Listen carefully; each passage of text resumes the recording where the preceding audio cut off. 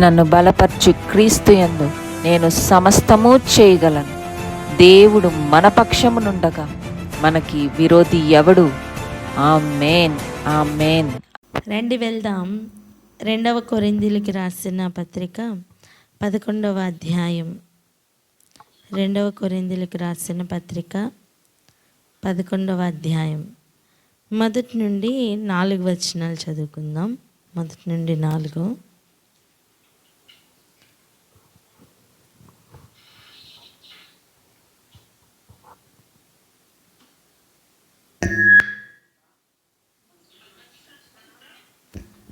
చదువునాక okay. పత్రిక 11వ అధ్యాయము మొదటి 4 వచనాలు. కొంచెం అవివేకముగా నేను మాట్లాడినను మీరు సహింపవలనని కోరుచున్నాను. నన్ను గూర్చి మీరు ఎలాగైనాను సహించుడి. దేవాశక్తితో మీ ఎడల ఆసక్తి కలిగి ఉన్నాను.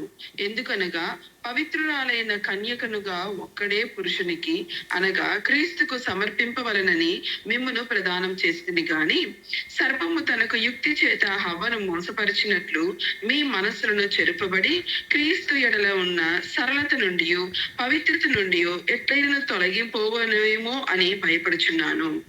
ఎలయనగా వచ్చిన వాడెవరైనను మేము ప్రకటింపని మరి యొక్క యేసును ప్రకటించినను, లేక మీరు పొందని మరి యొక్క ఆత్మను మీరు పొందినను, మీరు అంగీకరింపని మరి యొక్క సువార్త మీరు అంగీకరించినను, మీరు వారిని గూర్చి సహించుట యుక్తమే.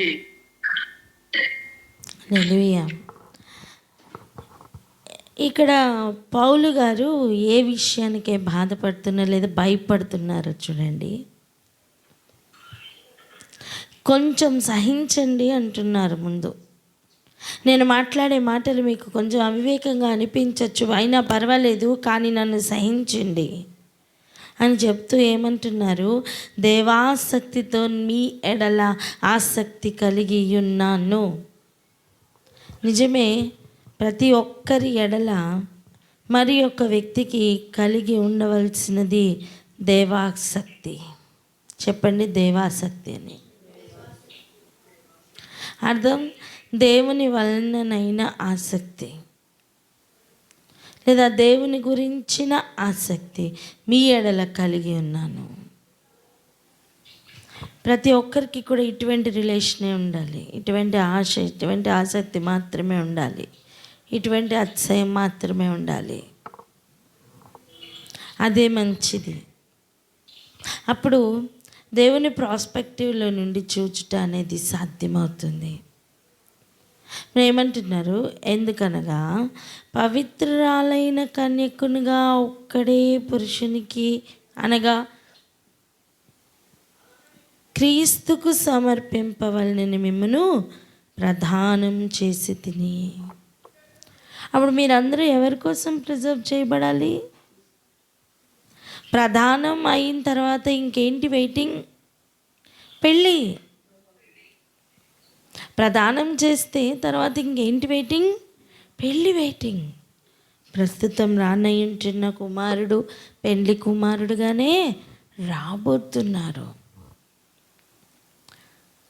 సో ప్రదానం చేసిన తర్వాత పెళ్ళి వరకు ఒక పీరియడ్ ఉంది కదా, అది ఆ వెయిటింగ్ పీరియడ్ ఒక టెస్టింగ్ పీరియడ్. చెప్పండి, వెయిటింగ్ పీరియడ్, టెస్టింగ్ పీరియడ్ అని. ఆ వెయిటింగ్ పీరియడే టెస్టింగ్ పీరియడ్. నువ్వు అనుకోవచ్చు, నేను ఇప్పుడు చాలా పవిత్రంగా బ్రతుకుతున్నాను లేదా బ్రతికేస్తాను అని. కానీ నువ్వు ఇంతకుముందు లోకంలోనే ఉన్నప్పుడు నీకు శోధన కానీ నీకు ఇబ్బంది కానీ ఎక్కువ ఉండకపోయేది. నువ్వు క్రీస్తు కొరకు సమర్పించుకున్న తర్వాత నీకు శోధన ఎక్కువైంది. నీ చుట్టూ పరిస్థితులు ఇంకా ఎక్కువగా నిన్ను లాగడానికి, పడేయడానికి అన్నట్లుగా మరి ఎక్కువ కఠినమవుతూ వస్తున్నాయి. నువ్వు గమనిస్తున్నావా? అవన్నీ నిన్ను పడగొట్టలేవని. ఆమేన్. నువ్వు నిలుచున్నావని, నువ్వు నిలిచే ఉంటావని నిరూపించడానికే ఈ పరిస్థితులన్నీ అలా గలిబిలి అవుతూ ఉన్నాయి.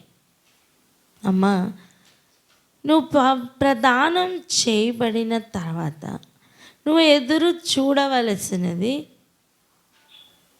ఆ బూర శబ్దం ఎప్పుడవుతుందా అని, ఆ తలుపులు ఎప్పుడు తెరవబడతాయా అని.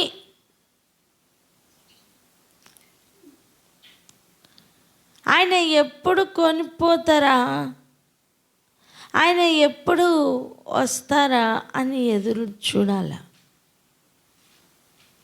మన ఎదురు చూపు అంతా మారిపోవాలా. చూడు, నువ్వు షాప్లో చాలా గొప్ప ఏదైనా నీకు ఇంట్లో ఎదురు చూస్తాం కదా, అలా నువ్వు రక్షణ పొందిన తర్వాత నీ రక్షకుడైన యేసు ప్రభు యొక్క రాకడ కొరకు ఎదురు చూడాలి. ఆమేన్. మార్గమంతా నీ దృష్టితో నిండిపోవాలి, నీ ఎదురు చూపుతో నిండిపోవాలి. మనం అన్నాం కదా, కళ్ళు కాయలు కాసలకి ఎదురు చూసాని. ఇంచుమించు దగ్గరలో అలా ప్రతి సెల్ ఆయన కోసం ఎదురు చూడాలి. నీ హృదయం నిండిన దాన్ని బట్టే నీ నోరు మాట్లాడుతుంది కదా.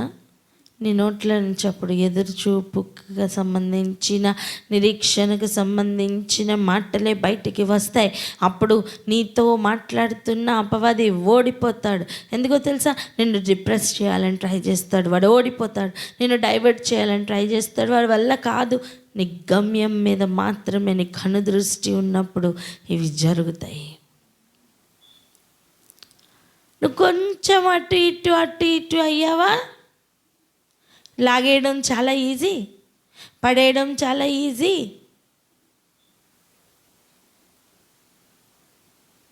సరే అంటాను, విశ్వాసులమైన అవ్వడానికి ముందు కంటే విశ్వాసులమైనప్పటి నుండి రక్షణను కాపాడుకోవడానికి మరీ ఎక్కువ జాగ్రత్త పడాలి అని.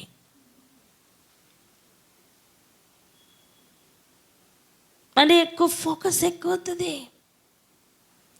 నిలబెట్టువానికి నిలబెట్టాలని, పడగొట్టువానికి పడగొట్టాలని ఫోకస్ ఎక్కువ అవుతుంది.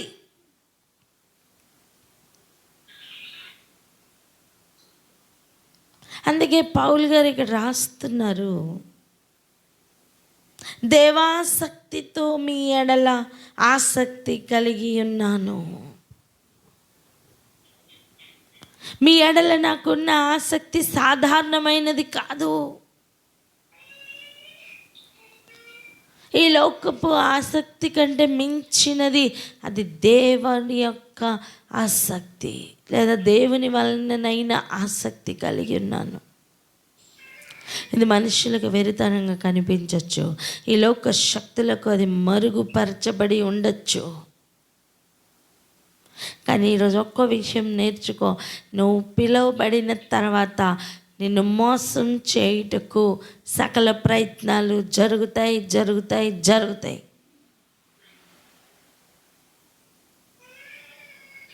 ఎందుకు తెలుసా?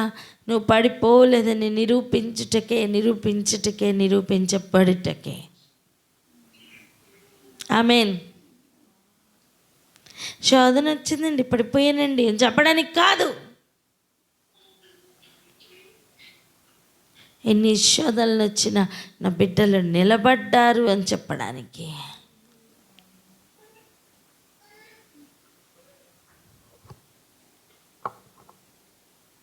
సర్పమంట తన కుయుక్తి చేత హవ్వను మోసపుర్చినట్లు మీ మనస్సుల్ని కూడా చెరుపుతాడేమో అని భయం.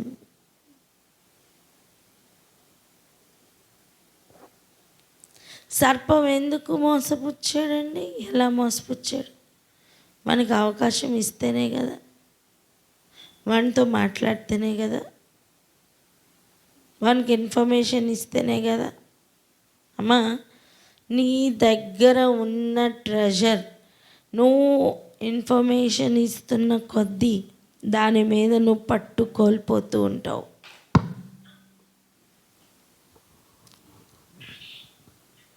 ఎందుకు అన్ని విషయాలు అందరితో డిస్కస్ చేయదగినవి కాదు. ఎందుకు కొన్ని దేవుడు దాచిపెడతారు, ఎందుకు కొన్ని మరుగుపరుస్తారు.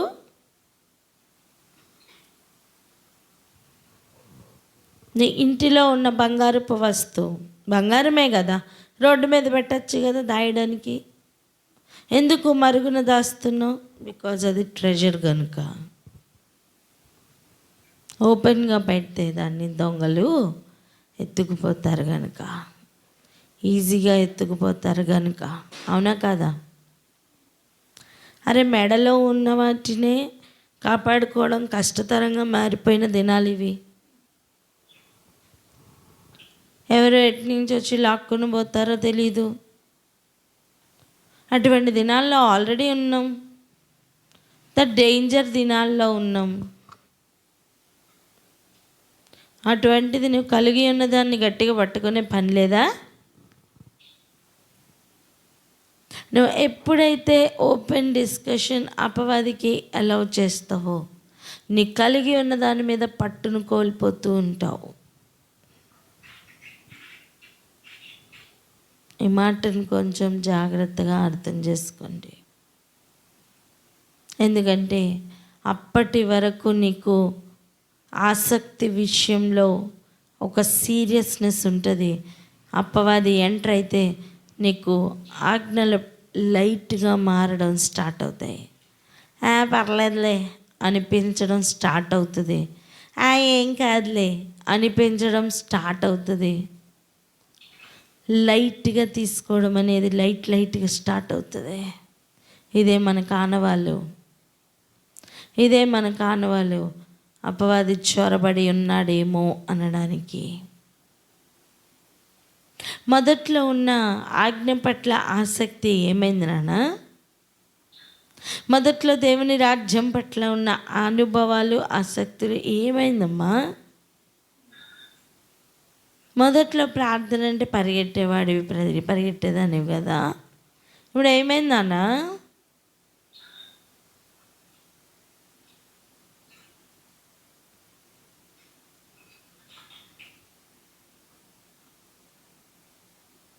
దయచేసి అర్థం చేసుకుందాం. సర్పం ఏదైనా వనంలో ఉండే మోసపోవడం సాధ్యమైతే అంత ఈజీ అయిపోయి ఉంటే, సాతానే సింహాసనం వేసుకొని కాపురం ఉంటున్న స్థలంలో ఉన్న మనకి దాని నుండి తప్పించుకోవడం అనేది ఇంకెంత జాగ్రత్తగా ఉండాలి, ఎలాంటి నిష్టతో మనం కదలాలి ఆలోచించండి. నేను మోసపోనులే అనుకునే ఒక భ్రమలో ఉండద్దు. అలాగని మోసపోతారు అని ఏం చెప్పట్లా. జాగ్రత్తగా ఉంటే మోసపోకుండా ఉండడం సాధ్యం.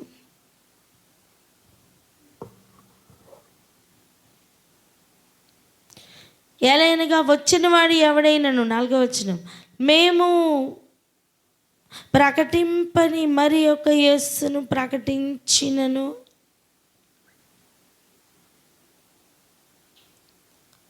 అర్థం యేసే క్రీస్తు. ఇప్పుడు క్రీస్తు వేరొక యేసు అని ప్రకటించడం. ఇంకో మాట, యేసు అనగా రక్షకుడు. వేరే రక్షకుడిని పరిచయం చేయడం.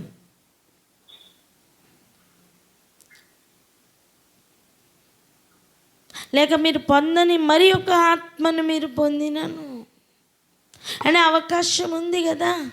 అందుకే చూడండి, కొంతమంది భాషలు గడగడగడగడ మాట్లాడతారు, అన్య భాషలు మాట్లాడతారు, వాక్యం అంతా చెప్తారు.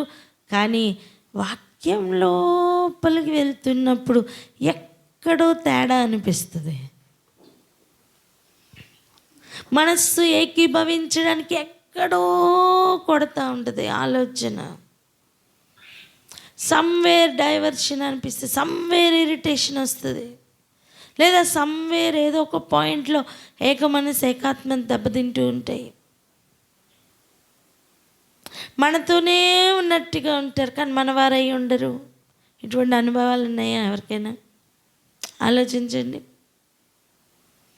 రక్షకుడు పేరటనే వస్తారు, కానీ రక్షించుట అనే కాన్సెప్ట్ అక్కడ జరగకుండా వేరేదో జరుగుతున్నట్టుగా అనిపిస్తుంది.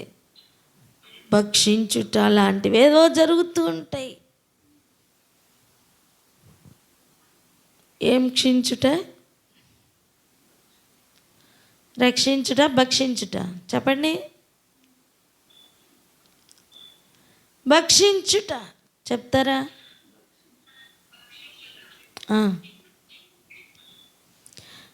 ఇంకేదో కార్యాలు జరుగుతున్నట్టుగా మనం గ్రహిస్తూ ఉంటాం. అలా జరుగుతున్నప్పుడు నువ్వు గుర్తుపట్టాలి, లేక మీరు పొందని వేరొక ఆత్మను పొందినను సాధ్యమే. అన్య భాషలే మాట్లాడతారు కానీ సత్యం విషయమైన ప్రేమ ఉండదు. ఏదో డైవర్షన్ ఉంటుంది. మీరు సమకూరుస్తున్న వారిగా ఉండరు, చెదరగొడుతున్న వారిగా ఉంటారు. ఇద్దరు ముగ్గురు కలిసి నవ్వుకుంటూ మాట్లాడుకున్న వాక్యం మీరు సహించలేరు. వీరు సమకూర్చు వారిగా ఉండరు, చెదరగొట్టు వారిగా ఉంటారు. సరే వాక్యమే మాట్లాడుతున్నా సరే ఫలం విషయానికి వచ్చేసరికి కారు ద్రాక్షలు ఉంటాయి, కాని ఫలం ఉంటాయి, పనికిరాని ఫలములు ఉంటాయి. దయా దీర్ఘశాంతం ప్లేస్లో వేరేదో రీప్లేస్ అయి ఉంటాయి. నీతి విషయమైన సంభాషణల ప్లేస్లో దుర్నీతి విషయమైన సంభాషణలో సంతోషించడం వీళ్ళకి అనిపించవచ్చు. పరి విధానాలుగా వారిని బయటేసుకుంటుంటాడు. నేను వెలుగుదూతా అని, నేను నీతి సంబంధించిన వాడిని కాను అని చాలా విధాలుగా బయటపడుతూ ఉంటాడు. మనం గుర్తుపట్టాలా, ప్రతి ఆత్మని నమ్మడానికి లేదు.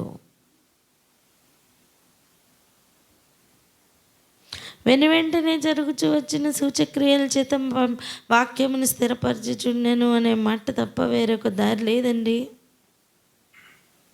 వేరే ప్రతి ఏరియా కబ్జా చేయబడింది, అద్భుతాలు కబ్జా చేయబడ్డాయి,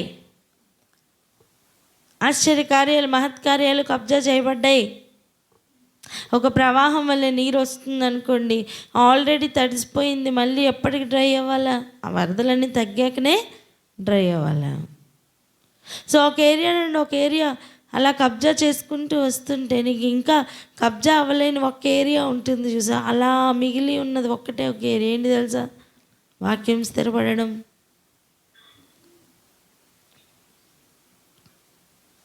అందుకే ప్రభు కూడా వెంటనే జరుగుచూ చేయుచూ వస్తున్న సూచక్రియల ద్వారా వాక్యమును స్థిరపరుస్తున్నారు. ఆయనే సహకారుడై ఉండి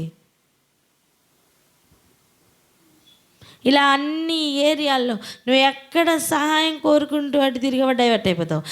ఎక్కడైనా సరే ఇది కరెక్ట్ ఏమో అనుకో అలా తొంగి చూసావా డైవర్ట్ అయిపోతావు. ఎంత జాగ్రత్తగా కంటి చూపుతో సహా కాపాడుకోవాలి తెలుసా? ఎందుకంటే అప్పుడు సర్పం మోసపుచ్చిన సమయం నీకు వద్దు అని చెప్పినది రమ్యంగా కనబడడం ప్రారంభమైంది.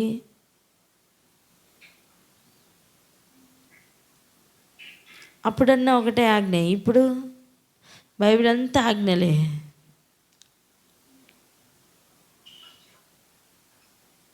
నువ్వు అవ్వవలే మోసపోవడానికి ఇప్పుడే ఛాన్సెస్ ఎక్కువ అంటున్నా.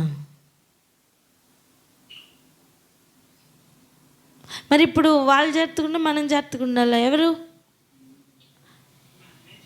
మనమే ఎక్కువ జాగ్రత్త పడాలి. చెప్పండి అన్నమాట.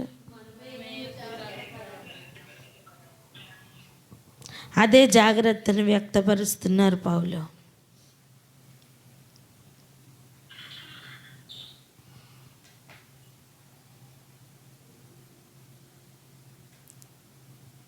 ఇక్కడే ఆగి మనం ఒకసారి ప్రార్థన చేసుకుందాం. ఈ డేంజర్ జోన్ అర్థమవుతుంది కదా, ఇక్కడే ఆగి ప్రార్థన చేద్దాం. ఎవరైనా ప్రార్థన అందుకోండి.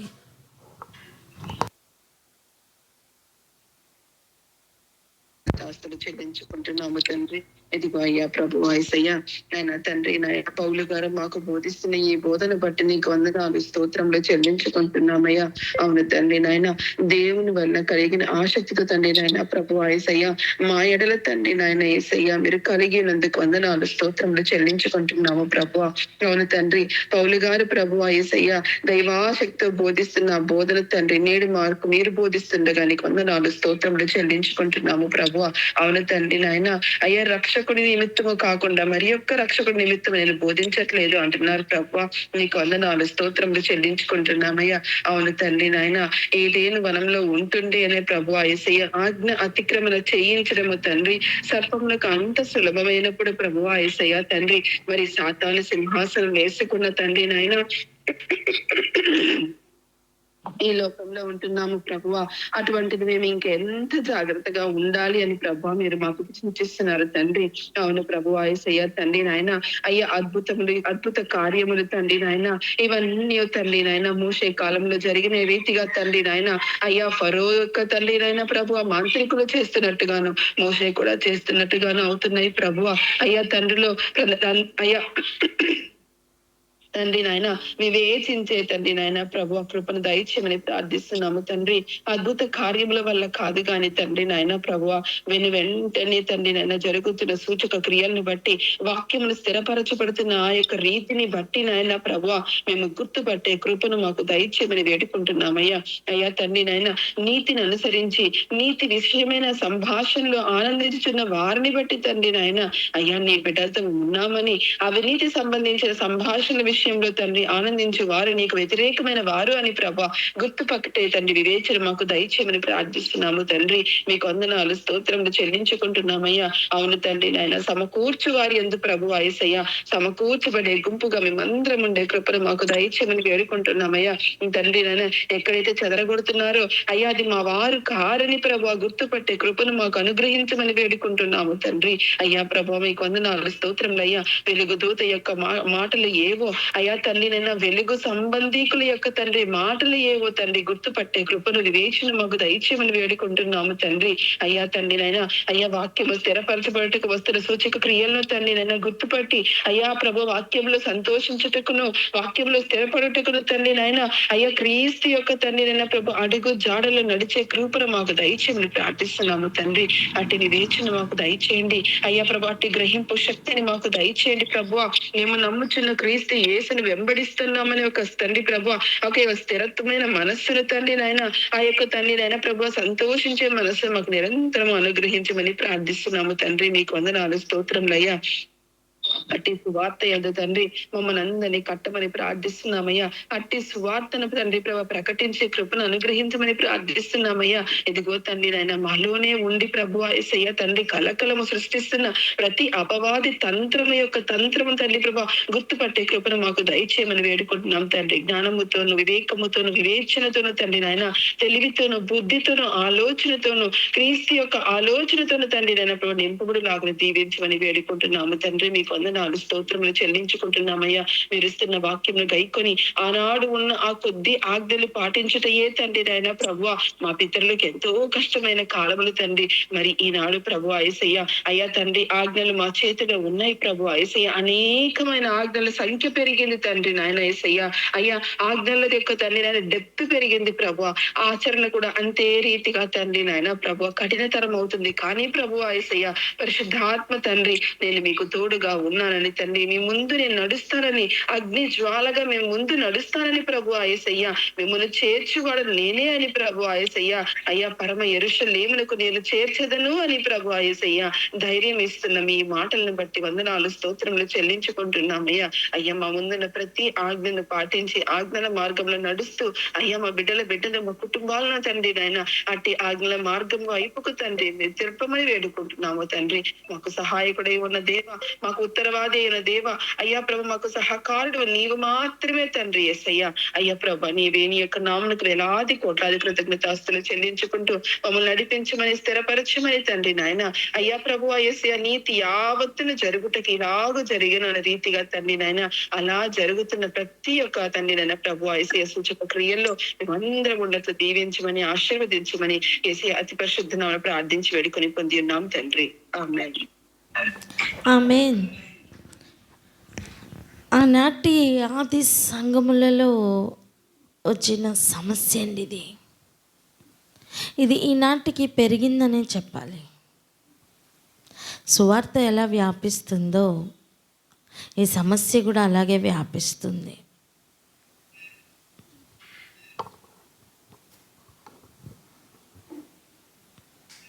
అందుకే చూడండి, 5వ వచనం, నేనైతే మిక్కిలి శ్రేష్ఠులైన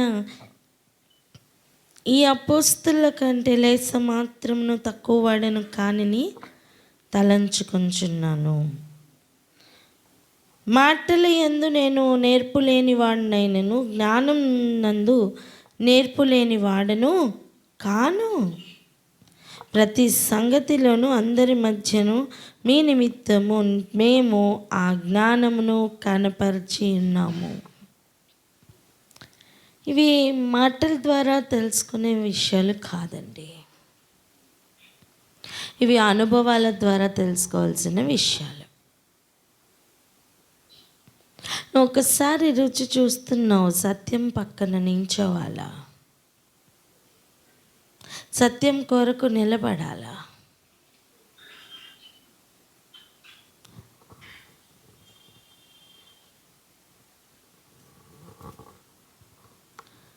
గ్రహిద్దాం ఈరోజు.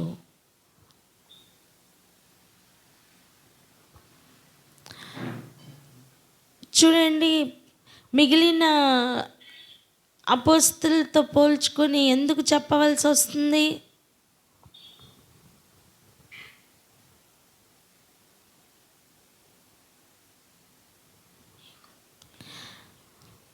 ఆలోచించండి ఒకసారి. ఎందుకు అంటే అక్కడ కంపారిజన్ అనే దాన్ని తీసుకుని వచ్చారు.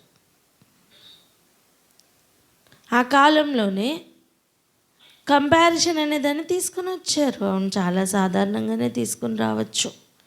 11-12 మంది శిష్యులే ఒరిజినల్గా ఉన్నారు, నువ్వెక్కడి నుంచి వచ్చావు అని అడగచ్చు. మొదట్లో సౌలుగా ఉన్నప్పుడు పౌల్ని ఎవరు నమ్మారు? ఎవరు నమ్మలేదు. సో ఎవ్రీ ఏరియాలో మొట్టమొదటిగా తన్ను నమ్మడమే చాలా కష్టమైంది. నేను అంటాను, తన్ను యాక్సెప్ట్ చేయడమే చాలా కష్టమైపోయింది.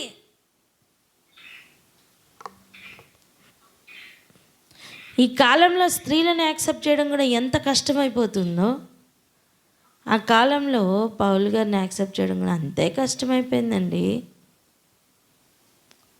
ఇంకా ఎక్కువే. ఆయన ఎదుర్కొన్నది ఇంకా ఎక్కువే.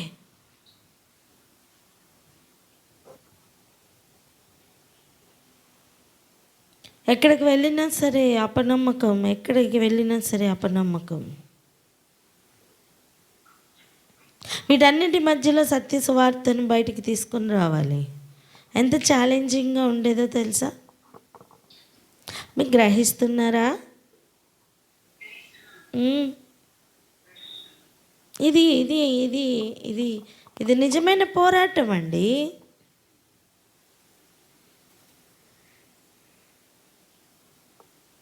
ఎలాగైతే అర్పించుచున్న వాడిని అంగీకరించకుండా అర్పణ అంగీకరింపబడదు, వస్తున్న వాడిని అంగీకరింపలేని సమయం తీసుకొస్తున్న దాన్ని కూడా అంగీకరింపలేరు.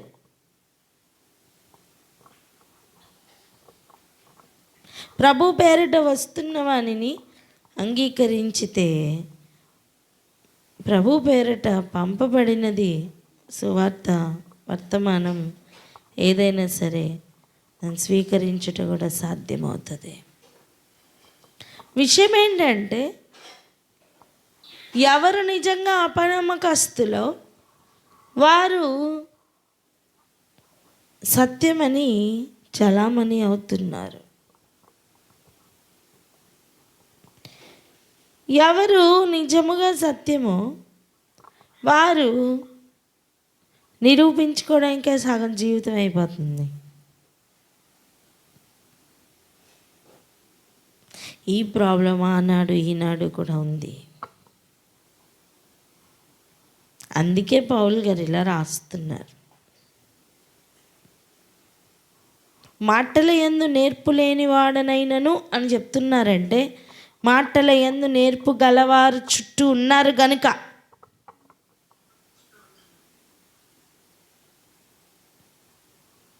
నేర్పరిగా మాట్లాడగలిగిన వారు చుట్టూ ఉండి ఆల్రెడీ వారి మాటల మధ్యలో డైవర్షన్కి సంబంధించిన మాటలను ఈజీగా ఇంజెక్ట్ చేస్తున్నారు కనుక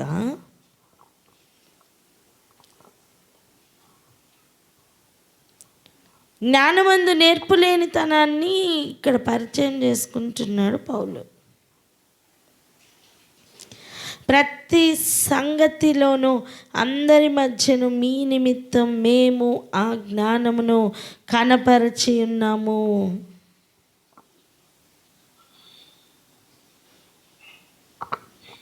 బంగారమే కానీ ఓపెన్గా ఇవ్వాలి. ఎంత కష్టం అర్థమైందా? దొంగల మధ్యలో బంగారాన్ని ఓపెన్గా హ్యాండ్ ఓవర్ చేయాలి. ఎలా? ఎంత కష్టం అండి.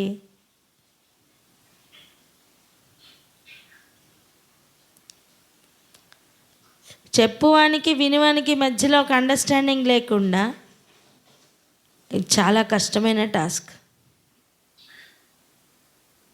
సో స్వీకరించువానికి పూర్తి గ్రహింపు కావాలి. అప్పుడు అప్పగించేవాడు ఈజీగా అప్పగించి వెళ్తాడు. ఈ అంత్య దినాల్లో ఇది చాలా ఎక్కువగా ఓపెన్ అవ్వబోతుంది. ఆమెన్. సత్యముని గురించిన ఆసక్తి అధికమవబోతుంది కదా. సో ఒక్కొక్కరిలోనూ కూడా ఆశ అధికమవుతుంది. అంతేకాదు దాన్ని గుర్తుపట్టడం కూడా అధికమవుతుంది. అంతేకాదు చాలా చాలా బోల్డ్గా రిసీవ్ చేసుకున్న వారు కూడా అధికమవుతారు. ఆమెన్. ఇక ఇటువంటి కాలంలో కొరకు ప్రార్థన చేద్దాం. అన్నిటిని మించి ప్రభు ఒకసారి ప్రదానం చేసిన తర్వాత, చేయబడిన తర్వాత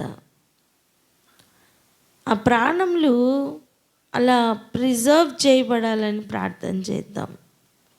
పడిపోకూడదని, తప్పిపోకూడదని ప్రార్థన చేద్దాం. నేను అంటాను, కేవలం ఏదైనా వనంలో మోసపుచ్చబడిన అనుభవం మాత్రమే కాదు, ఆ తర్వాత కాలంలో అరణ్య మార్గంలో పడిపోయిన కాలం, ఇలా ప్రతి ఒక్కరి జీవితంలోనూ ఉన్న పడిపోవడానికి కారణమైన ప్రతి కారణాలు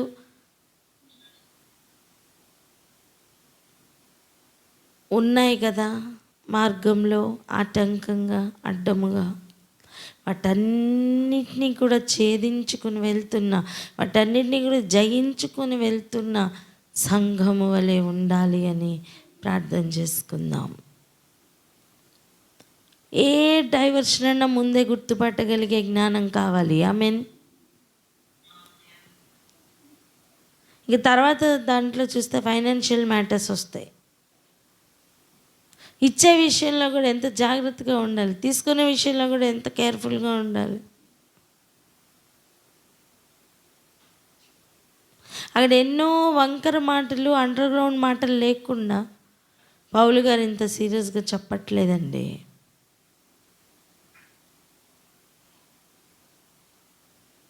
ఈరోజు కూడా మన చుట్టూ ఉన్న పరిస్థితులు అంతే డేంజర్గా ఉంటున్నాయి.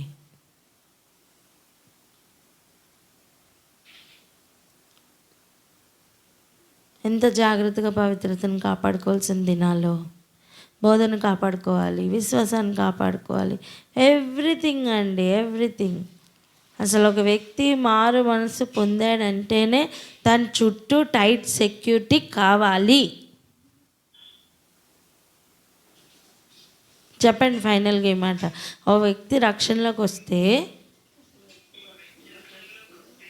రక్షింపబడినట్లుగా,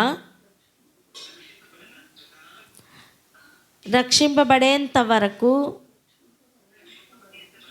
టైట్ సెక్యూరిటీ కావాలి అని. హల్లెలూయా. వీటి నిమిత్తమే ఈరోజు ప్రార్థన చేసుకుందాం. ప్రతి ఒక్క బిడ్డ గురించి ప్రార్థనలు చేసుకుందాం, కుటుంబాల కోసం ప్రార్థన చేసుకుందాం. అందుకే చూడండి, విశ్వాసాలకు వచ్చినట్టే వచ్చి జారిపోతున్నారు, వచ్చినట్టే వచ్చి పడిపోతున్నారు. దేవుని నమ్ముకున్నట్టే కనిపిస్తారు కానీ పడిపోతున్నారు. లోకంలో అంతకంటే భయంకరంగా, ఇంతకు ముందు కంటే భయంకరంగా పడిపోతున్నారు. కారణం అంతా ఇవే. ఎవరు ప్రిజర్వ్ చేయబడ్డారో వారు అంతం వరకు ఉంటారు. ప్రార్థన చేసుకుందాం. అక్క